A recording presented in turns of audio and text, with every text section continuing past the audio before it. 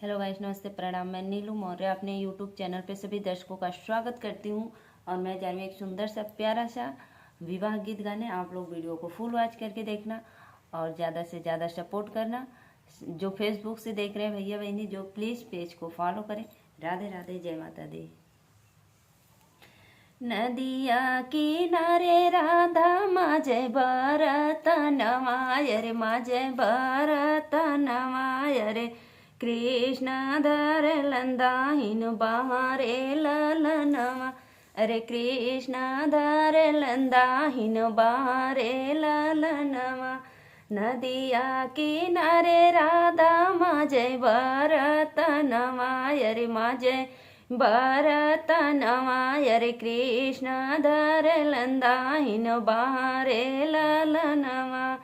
छोड़ा छोड़ा ये कृष्ण मोरी दाहिन बहिया, अरे मोरी दाहिन बहिया, अरे बहिया यल पशु कुंवर रे ललनवा, अरे बहिया यल पशु कुंवर रे ललनवा।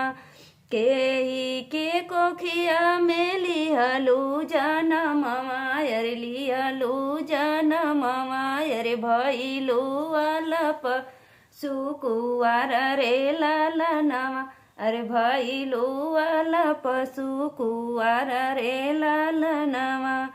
माता कौशल्या के को माई कौशल्या को खियाली हली जनमवा, अरे लिहली जनमवा, अरे भइली अलप सुकुवार रे ललनवा, अरे भइली अलप सुकुवार रे ललनवा।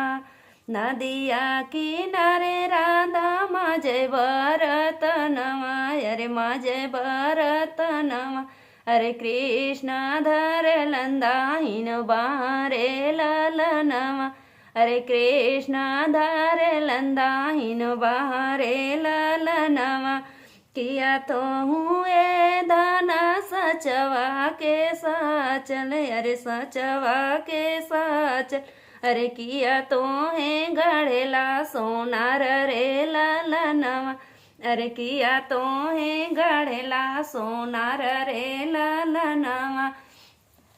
नाई हमारे प्रभु सचवा के साचल, अरे सचवा के साचल, अरे नाई हमें गढ़ेला सोनार रे ललनवा, अरे नाई हमें गढ़ेला सोनार रे ललनवा।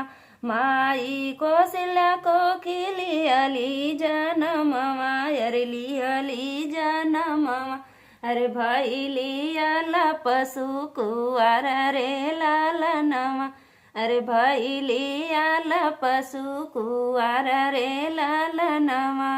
नदिया किनारे राधा माझे भरत नवाय, अरे माझे भरत नवाय, अरे कृष्ण धरे लंदाहिन बहारे ललनवा, अरे कृष्ण धरे लंदाहिन बहारे ललनवा।